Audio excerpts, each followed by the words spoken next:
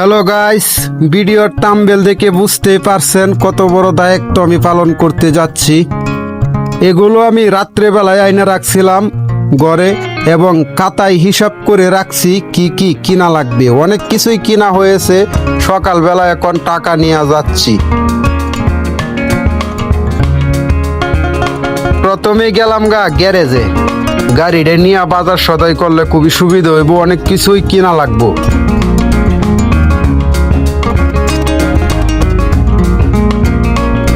সরাসরি আইসা বললাম এখন মুদির দোকানে, এখান থেকে কেনাকাটা করব।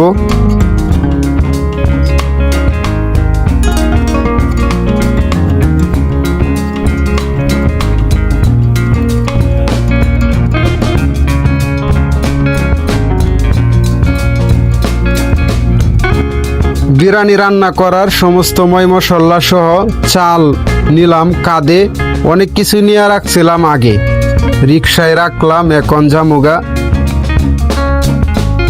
মুরগি কিনতে হইব, কিন্তু মুরগির দোকানে প্রচুর ভিড়, রাস্তাঘাটে প্রচুর মানুষ মুরগিগুলা মাপতাছে। আমি 15 কেজি মুরগি নিচ্ছি আর 12 কেজি নিচ্ছি চাল, কারণ অনেক মানুষ আমি যেখানে থাকি সেখানে।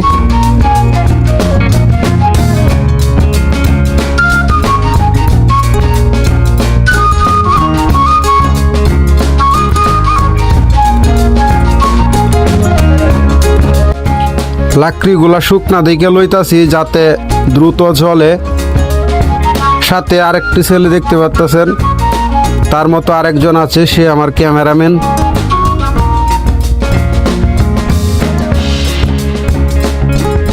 লাকড়ি সহ সব কিছু উঠাইলাম, উঠায় এখন রওনা দিতাছি বাসার উদ্দেশ্যে।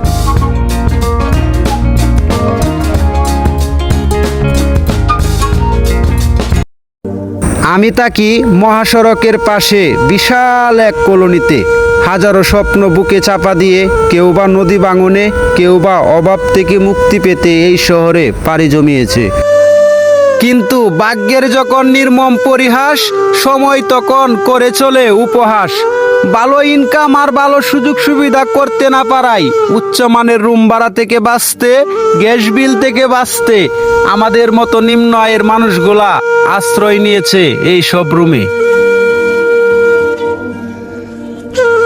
এখানে প্রতিটা মা বাবার খুব কাছ থেকে দেখতে হয় সন্তানের অন্ধকার ভবিষ্যৎ, পড়াশোনা তো বিলাসিতা। এখানে বৃদ্ধ মানুষগুলো কি যেন ভাবে, মনে হয় মুক্ত পেতে চাই কষ্ট থেকে। এখানে এক এক মানুষ এক এক কর্ম করে দুমুঠো ভাত তুলে দেয় সন্তানের মুখে। কেউ বা ভ্যান চালায়, কেউ বা আমার মতো রিক্সাওয়ালা, কেউ বা রাস্তায় রাস্তায় হকারি করে, কেউ বা কলকারখানায় চাকরি করে।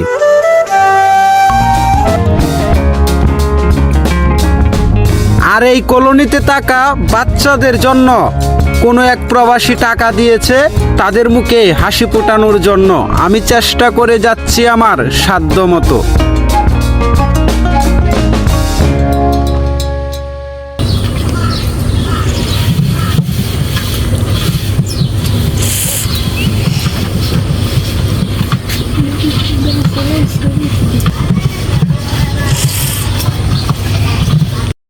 সবকিছু রেডি,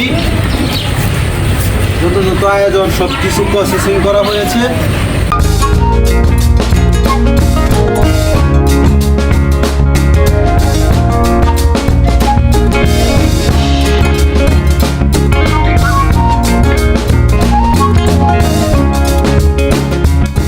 সত্যি আমি মুগ্ধ। আমি কখনো এত বিশাল বড় দায়িত্ব পাবো সাধারণ রিক্সাওয়ালা হয়ে কল্পনাও করি নাই। এখানে থাকা বাচ্চাগুলো আমার ভিডিও দেখে খুব আনন্দের সাথে দাঁড়িয়ে আছে বিরিয়ানি খাবে।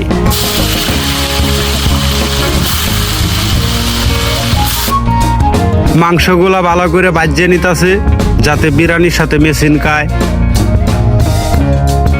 আর আমি বাবুর্চি সাহেবের কথা মতো পানি দিতেছি, খুবই সতর্কতার সাথে দিতে হচ্ছে হিসাব মতো।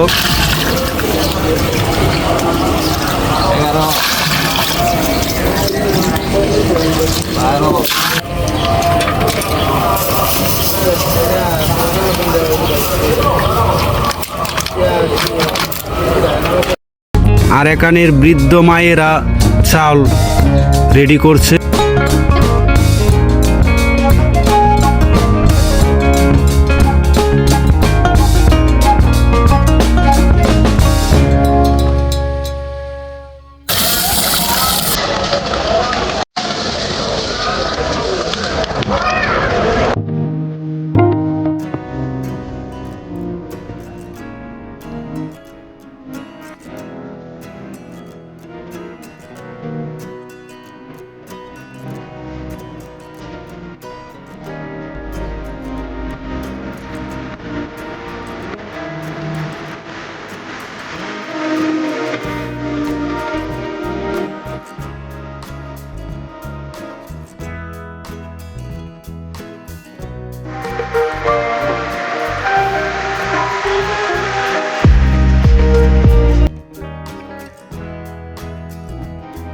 রান্না হয়ে গেছে, বাবুর্চি সাহেব তার লাস্ট দায়িত্ব পালন করতেছে।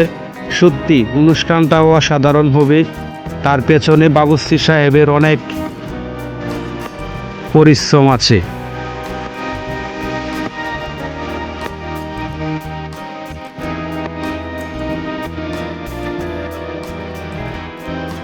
সকল বাচ্চা বসে গেছে। আজকে দিনটা কিন্তু শুক্রবার, এটাই বলতে ভুলে গিয়েছিলাম। নামাজের পরে কিন্তু সবাইকে খাবার দেওয়া হচ্ছে। আমার উদ্দেশ্য ছিল মূলত এই বাসার সকল বাচ্চা ছেলে মেয়ে, তারপর আরো বৃদ্ধি করা হয় এবং সবার জন্য করা হয়। সত্যি প্রবাসীরা এমনই হয়ে থাকে, আমাদের মতো লাখো মানুষের মুখে হাসি ফুটিয়ে থাকে।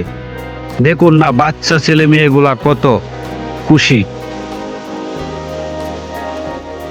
বাসার অনেকেই আসেনি, আসতে চায়নি, তাদের বাসায় পাঠিয়ে দেওয়া হচ্ছে, কারণ তাদের জন্যই রান্না করা হয়েছে। তারা খাইলে আমি খুশি এবং প্রবাসীরা খুশি। বাচ্চারা তোমরা কি আরো খাইবা? আরো খাওয়ার বেশি করে দেয় না রে, যত খাইতারে বাচ্চারা। ঠিক আছে, এখনো যে বিরিয়ানি আছে ওয়াল বাসার লোকে খাইতে পারবে ইনশাল্লাহ।